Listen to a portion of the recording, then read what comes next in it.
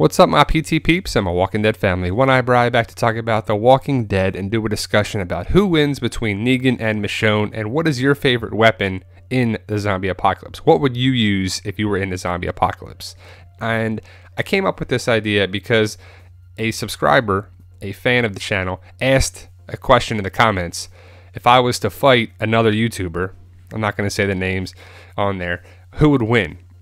And some people said that YouTuber, some people said me. And it's a fictional fight because it's not going to happen. I'm a non-violent person with that too. But, you know, I think I can take care of myself.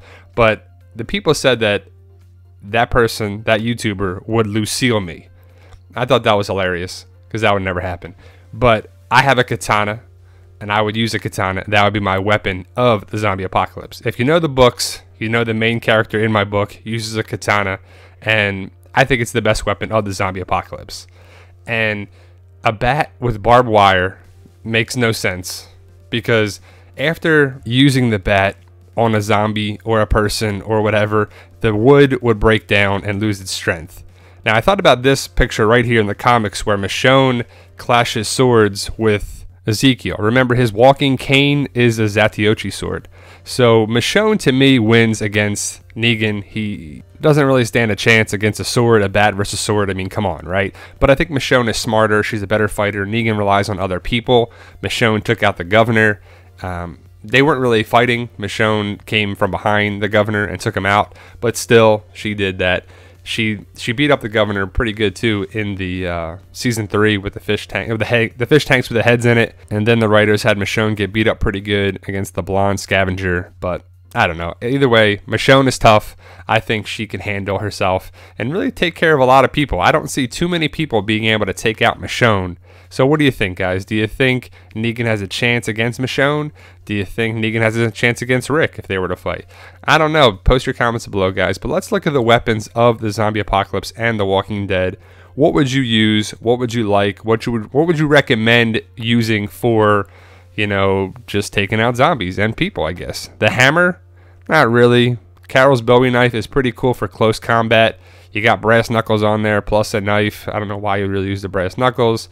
So I don't know about that. Small knife. The bat, yes, good long distance, but I would go metal bat any day of the week. I mean, a metal bat is going to last a lot longer. The wood would break and splinter and not be as strong over time. Rick's hatchet, very good close quarters, but the reach is not far. It would be good against walkers, probably not people as much. Now, do you go tank? Do you go huge style? But it's got to run on gas. How much ammunition do you have? It's good protection-wise, but you're not going to get very far very fast in the tank, that's for sure. Rick's gun is pretty good. It only has 6 rounds, though. I'd rather have a handgun that has an extended magazine or something that would last a lot longer. 6 shots isn't a lot. To me, the best option is a sword. You have to have a sword. You can have some guns in that too, but the sword makes a big difference in it. And if you check out my books, you'll see what the characters use in the books as well. The prosthetic is pretty cool, and I like the idea of having that even if you had a hand, because you could still punch and fight off. You wouldn't have to hold something in your hand. You'd be using your hand as a weapon too. Morgan's walking stick, I like to call it a bow staff. I would put a sharp edge on it or a point or something so it goes in the skulls a lot easier. Crossbows, very cool, but again, you only have a couple shots. It's not the strongest weapon to take out walkers if you're trying to use it to, you know, hit them with. But crossbow is cool because bullets aren't needed for it. It's just arrows or bolts or whatever you want to call them. I like the idea of having a crossbow or a compound bow, but you know, everything has its pros and cons, its strengths and weaknesses. The sniper rifle, pretty good from a far distance, but it requires, you know, a certain caliber of bullets, and it runs out of bullets. And that's the problem with guns. They run out of bullets. I love this Rick bag of guns that he put at Terminus and he buried. We still haven't seen the Uzi. We've seen the shotguns, handguns, and we haven't seen a compound bow from there. I hopefully he's come around for that. Glenn's shotgun or Shane's shotgun. A shotgun is cool, very strong, very powerful, but again, only a couple rounds it can hold. The Morgan staff, I think, is a good option because of the distance of it. It keeps things away. You can keep people away from you and walkers, of course. But the best things to me don't require bullets, don't require something that you have to find on a regular basis. a sword. You can make bolts or arrows for crossbows or compound bows. So everything has its purpose. I mean, a bullet and a gun is going to be good for close quarters and take care of yourself. Probably more so from people, because if it's too many walkers, you just run away, slice and dice with knives, swords, machetes, axes, hatchets. You know, you're going to have some knives. It's a good variety of things, of course. You know, you just don't want to put all your eggs in one basket. Like, I'm just going to use guns.